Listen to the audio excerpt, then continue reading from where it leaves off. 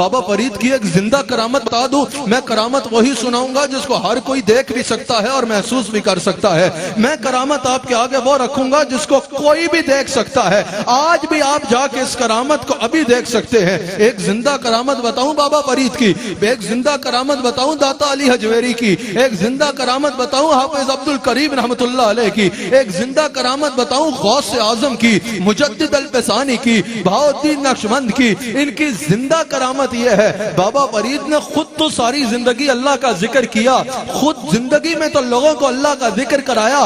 آج بھی ان کی قبر ذکر الہی کی تبلیغ کر رہی ہے. آج ان کی قبریں بھی ذکر الہی کی تبلیغ کر رہی ہیں. بڑے بڑے مدارس ہیں, بڑے بڑے مراکز ہیں, سب کی خدمات اپنی جگہ معتبر ہیں اور قابل قبول ہیں اور قابل تحسین ہیں. لیکن ذرا بابا فرید کی قبر پہ رات کے اس پہر میں چلے جاؤ, رات کے اس پہر میں بابا فرید کے مزار پہ جاؤ, تمہیں بڑے سے بڑے مرکز میں اتنے بیٹھے نظر نہیں آئیں گے. تمہیں بڑے سے بڑے آگے پیچھے مرکز میں اتنے لوگ بیٹھے اللہ کا ذکر کرتے نہیں نظر آئیں گے جتنے لوگ تمہیں رات کے اس پہر میں بھی بابا فرید کی قبر پر بیٹھ کے اللہ کا ذکر کرتے نظر آئیں گے. یہ ان بزرگوں کی شان ہے, زندگی بھر اللہ کا ذکر کیا, آج یہ قبروں میں جا چکے ہیں. ان کی قبریں لوگوں کو مقناطیس کی طرح کھینچ رہی ہیں. جو ان کی قبر پہ آتا ہے اللہ کا ذکر شروع کر دیتا ہے.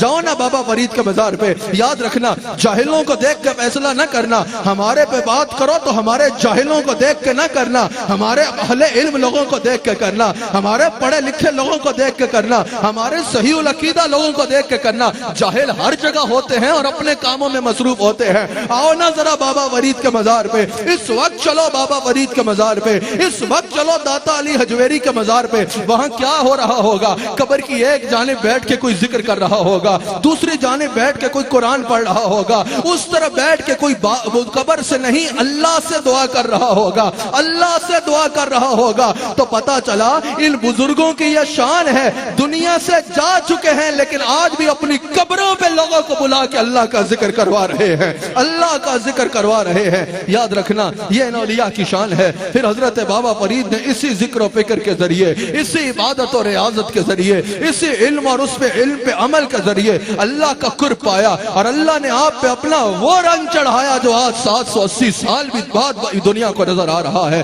780 سال بعد بھی جس رنگ کو دنیا دیکھ رہی ہے. یہاں بیٹھے اور پوری دنیا میں سننے والے ناظرین کی توجہ چاہتا ہوں.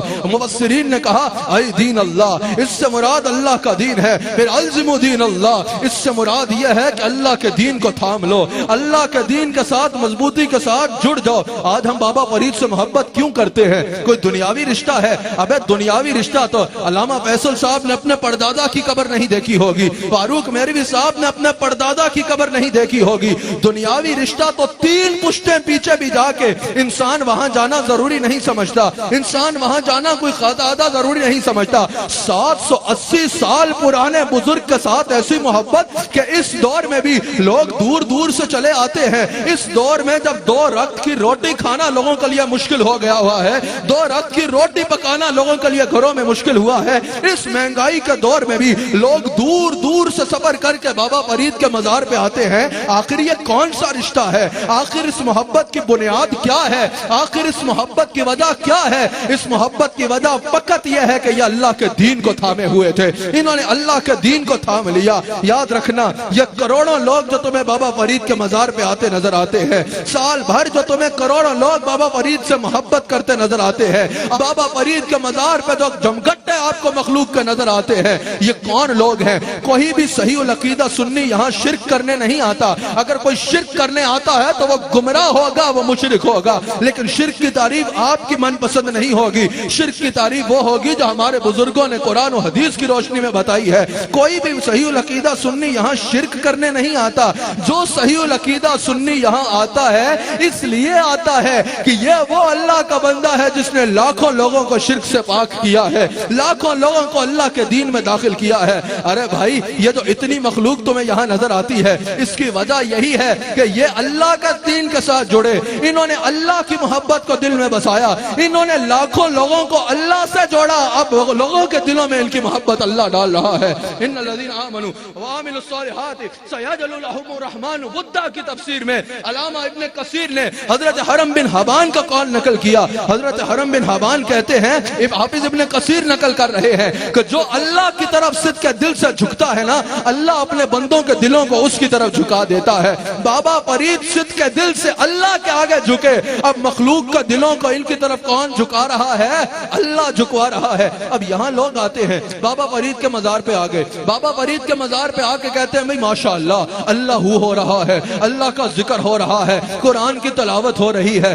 ذکر و فکر ہو رہا ہے، یہ تو اچھی بات ہے۔ اتنے میں ایک بندہ نعرہ لگاتا ہے، اللہ محمد چار یار، حاجی خواجہ کتب فرید، اور مزار گھونج اٹھتا ہے حق فرید یا فرید کے نعروں سے۔ وہ بھائی صاحب سر پکڑ کے بیٹھ جاتے ہیں، کہتے ہیں بھئی اللہ اللہ کا ذکر تو سمجھ میں آ رہا ہے، یہ حق فرید یا فرید کا ذکر کیوں کر رہے ہو؟ اللہ کا ذکر تو ٹھیک ہے، یہ حق فرید یا فرید کیوں کر رہے ہو؟ تو میرے بھائی قرآن میں تم نے پڑھا نہیں، اللہ فرماتا فَاذْكُرُونِي أَذْكُرْكُمْ، تو میرا ذکر کر میں تیرا ذکر کروں گا۔